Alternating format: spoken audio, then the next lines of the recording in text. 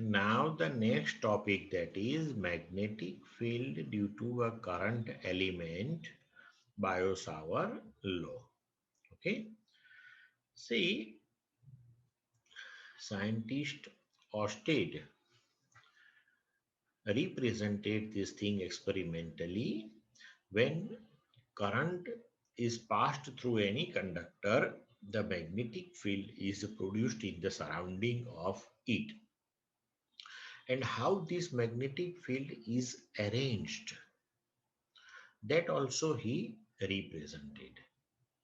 But what is the magnitude of that particular magnetic field? And mathematically, how one can represent the direction of the magnetic field at a particular point? So he was not able to represent all these things. So then after, two scientists, Biot represented the relationship between the current and the magnetic field produced by it. See, this Biot law, that is the experimental observations. With the help of thousands of experimental observations, these two scientists represented the equation with the help of which one can calculate the magnitude of the magnetic field, and one can fix the direction of it at a particular point. And then equation itself is called Biot law. See here, suppose as shown in this particular figure, we consider a conductor carrying current I with arbitrary shape.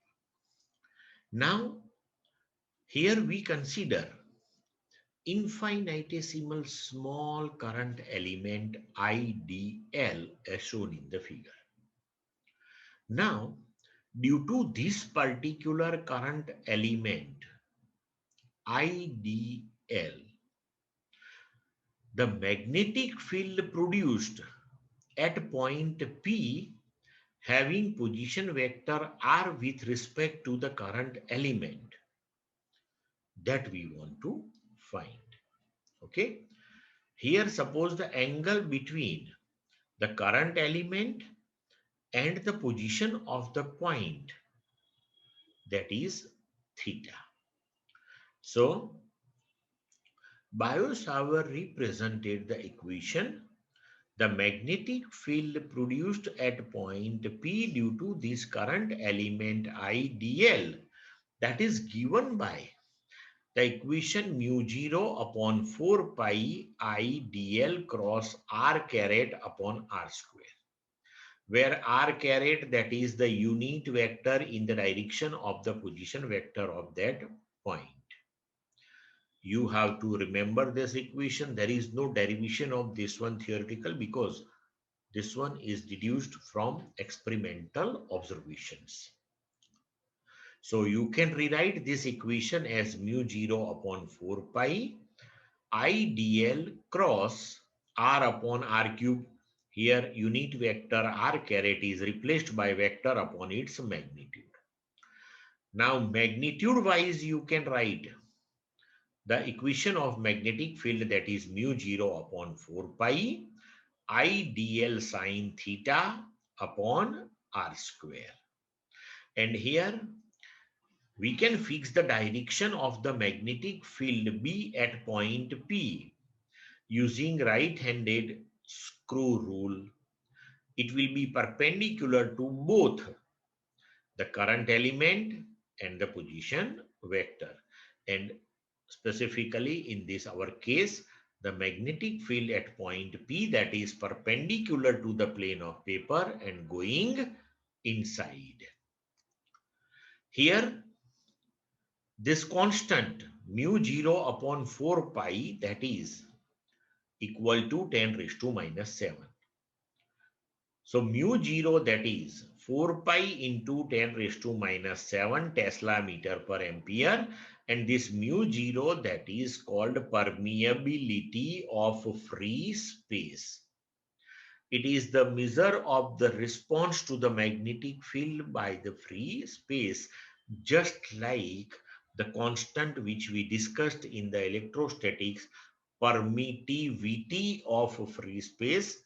Like that, this is the constant here in magnetic field, that is permeability of free space. So in magnetism, we use this constant.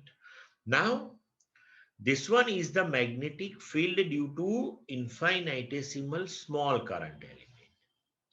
Now, for each and every small current element considered for this conductor, the magnetic field at P is calculated, and then after, if we take the vector summation of all those fields, then we will get the resultant magnetic field at point P.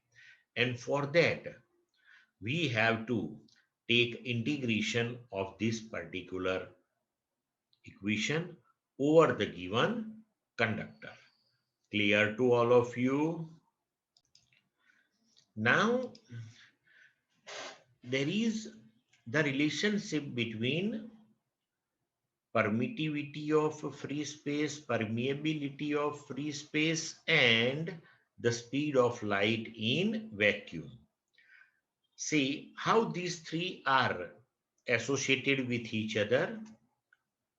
Suppose we take the product of mu 0 epsilon 0.